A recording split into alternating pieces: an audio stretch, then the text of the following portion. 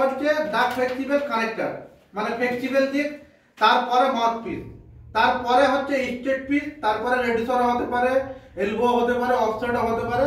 মানে প্রথমেই flexible connector, তারপরে মাউথপিস মেশিন কানেকশন হয়ে গেল, তারপরে লাইনটা যে হিসেবে আছে সেই হিসেবে নিয়ে চলে গেল।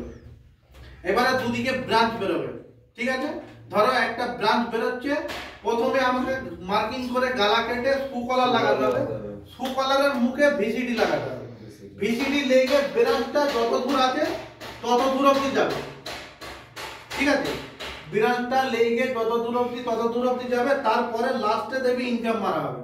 হয় ইনক্যাপ মানে ইনক্যাপ নালে ড্যামি, দুটোর মধ্যে একটা, ড্যামি নালে ইনক্যাপ মেরে বন্ধ করে দেওয়া হবে। বন্ধ করে দেওয়ার পরে এবার ওইটা ডাইরেক্ট ডপার লাগতে পারে, ডপার তাদের ডিফুজার লাগতে পারে, ঠিক আছে। না হলে হয়তো ওখানে কোনো পেনিয়াম বক্স আছে, এই পেনিয়াম বক্স লাগতে পারে। ওর যখন মানে শু কলার লেগে স্কোয়ার ভিসিডি লাগানো হলো, তখন ওখানে আর রাউন্ড ভিসিডি লাগাতে লাগবে না, ঠিক আছে।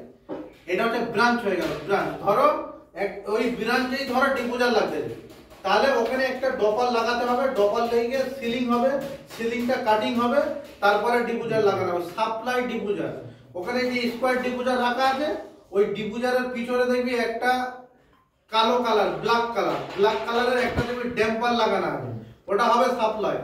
আর যেটা রিটার্ন হবে সিলিং হয়ে যাওয়ার পরে, এরকম সিলিং হয়ে যাবে, সিলিং হয়ে যাওয়ার পরে ওখানে গালাটা কাটানো হবে, কাটিং করার পরে রিটার্নটা ওখানে লাগানো হবে। যেখানে সাপ্লাই তারই আশেপাশে দেখবি রিটার্ন দিয়েছে, ই হাওয়া দেবে, ই টানবে, ঠিক আছে। এবারে ধরো